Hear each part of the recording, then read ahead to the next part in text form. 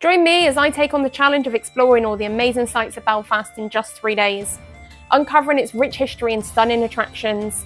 We visit the oldest pub serving the best Guinness, where the Titanic was built, and yes, the occasional Game of Thrones dragon and sets. So let's get to it. We kicked off our trip in style, staying at the incredible Titanic Hotel, right on the historical Harland and Wolff shipyard, where the real Titanic was built. The hotel offered a historical experience, showcased in the different rooms where the Titanic was designed and key decisions were made. Do we think it's worth it you staying there?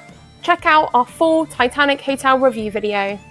Just across the way from the Titanic Hotel is the Titanic Belfast Museum, an absolute must visit. It's part museum, part immersive experience, and tells the full story of the Titanic's rise and fall. A really moving experience you need to try, and getting on board the SS Normandic is also included in your ticket. Pay special attention to the area outside of the museum at the 2 slipways where the Titanic and Olympic were built. Explore a life-size plan of the Titanic's promenade deck, which is inland with white stone. Visit the Titanic Memorial Garden on the Olympic slipway, where 4 grass lawns alternate with timber decking to illustrate the proportion of Titanic's victims and survivors from each of the passenger classes and crew. From here, you can walk along the river up to HMS Caroline, next to the Titanic distillery. On our next day, we checked out of the Titanic Hotel. It's a 25-minute walk to the centre of Belfast, and we wanted to explore the Cathedral Quarter in all its glory. We took a beautiful walk from Titanic Hotel to the Cathedral Quarter, and along the way found the Game of Thrones glass trail. If you're a Game of Thrones fan, you'll geek out over the Glass Thrones Trail, a series of stained glass installations scattered throughout the city, each showcasing epic scenes from the show. Drop us a comment to let us know if you've watched all 8 series of Game of Thrones. Next stop is the absolute must when you're at Belfast, is the Cathedral Quarter. It's Belfast's cultural soul, full of art, music, and some of the best pubs and restaurants you'll find. First thing in the morning at 9:15 a.m, we boarded our bus to the Game of Thrones studio tour. This meant we were the very first people to enter, to get a good look at the props, costumes, and sets. As there's so much amazing stuff to cover, we have a dedicated video for the studio tour. We wandered through the city shopping area before stopping at the beautiful Cathedral of St Anne, home of the largest Gaelic cross in Ireland. Of course, no trip to Belfast is complete without visiting City Hall. This place looks like it's straight out of a movie, especially when it's lit up at night. Here you'll find the Titanic Memorial and also where most of the tours meet. If you're looking for a beautiful setting for a beer or cocktail, head over to the 5-star hotel The Merchant, where you can sit surrounding gorgeous architecture and gold-plated ceilings. We were given a complimentary nightcap cocktail and snacks along with our hot chocolate. We grabbed dinner at the Dirty Onion, a quirky spot with cosy vibes and live music.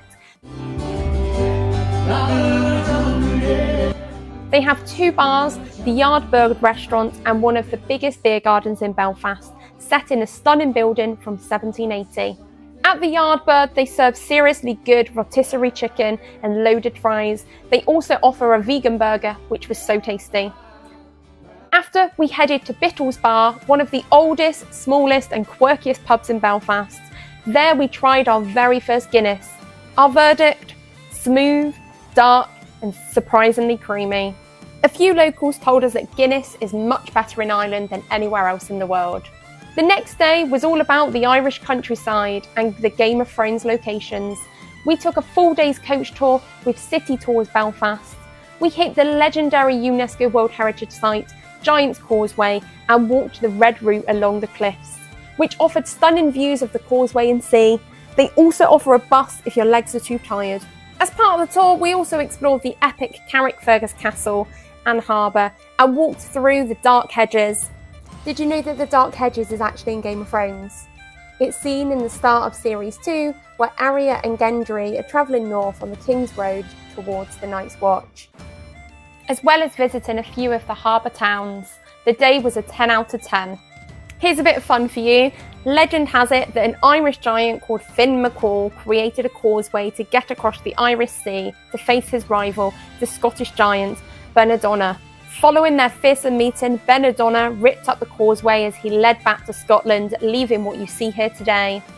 For dinner, we hit up Pizza Punks. Build your own pizza with wild toppings, pineapple, yes, nachos, why not? For dessert, we headed to McCool's. They offer a variety of ice cream sundaes, and we went for the all things Kinder. After dinner, hidden down a side street, we stumbled onto Umbrella Street and the famous Duke of York pub. Walls plastered with memorabilia and a true Irish welcome.